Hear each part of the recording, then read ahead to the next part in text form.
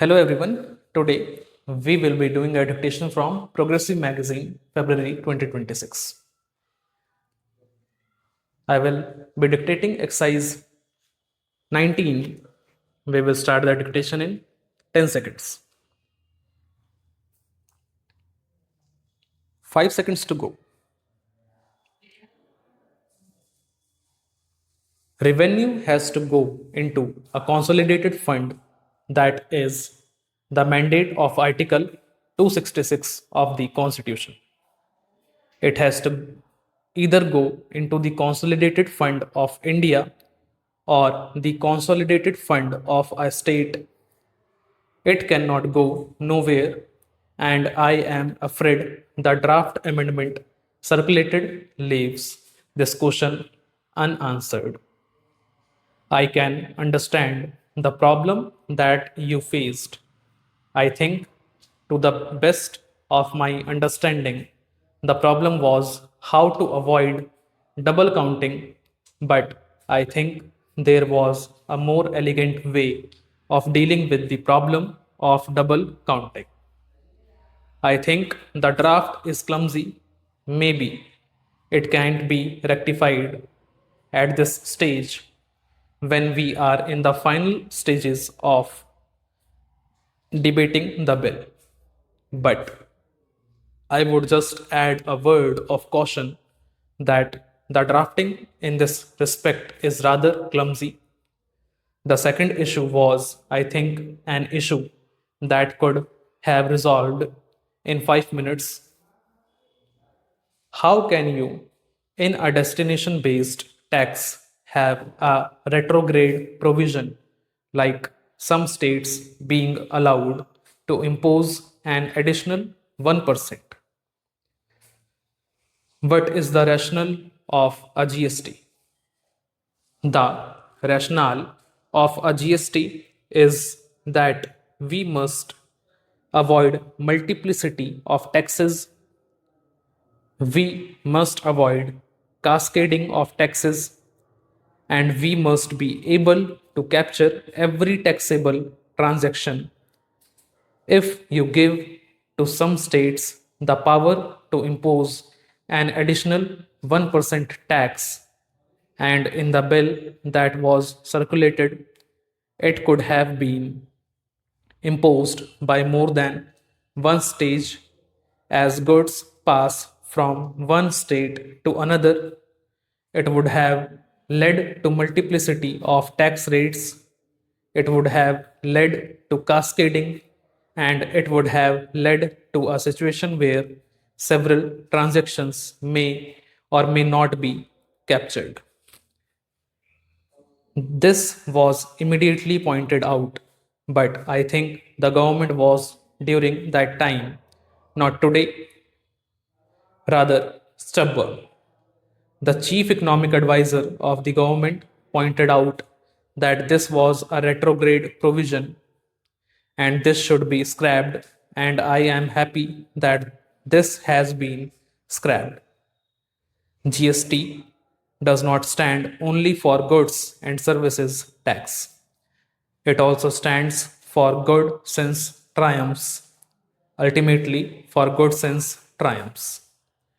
You have dropped the 1% tax, and I thank you for accepting our suggestion to drop the 1% tax.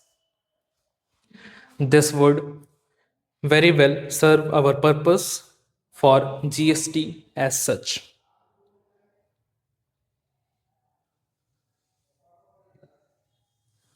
The second major issue is dispute resolution.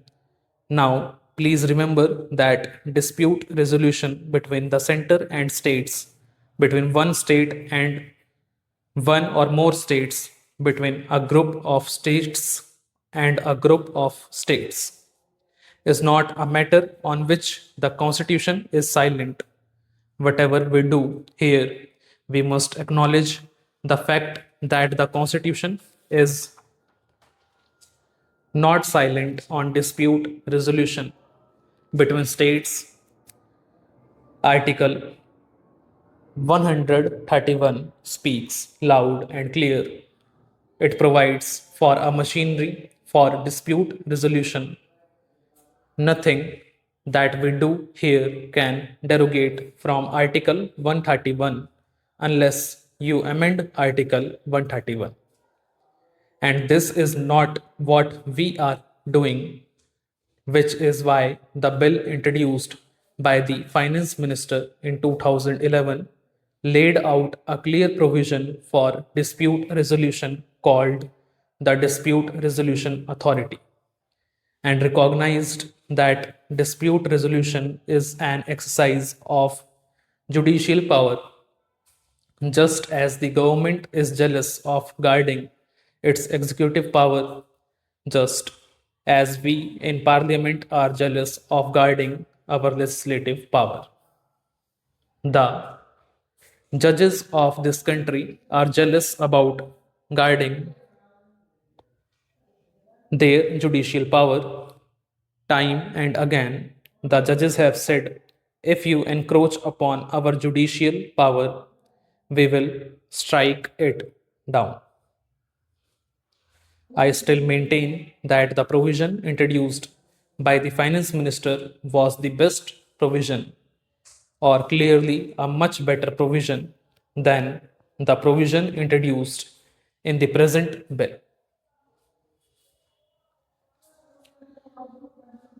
The draft circulated was very deficient. It did not even require a GST council to establish a mechanism. It says may lay down the modalities and in discussions with us, and I believe discussions with other parties, it was pointed out to the government that this is hopelessly deficient. You must oblige the GST Council to set up a dispute resolution authority, and it must be set up with backdate. A mechanism cannot be set up after the dispute arises. That is the difference between rule of law and rule by law. In a country governed by rule of law, dispute resolution authority is known to everybody even before a dispute arises, so that you know if a dispute arises, you go there. If you set up the machinery after the dispute, that is not rule of law. That is show me the person and I will show you the rule. I am glad that some strengthening has been done to this provision. I would still urge the finance minister, if he is inclined to do that, to strengthen it during the course of this debate. He can move an official amendment. I would still urge him to say that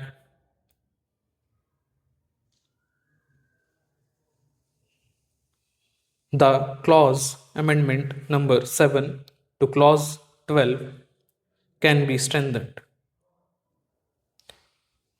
Stop.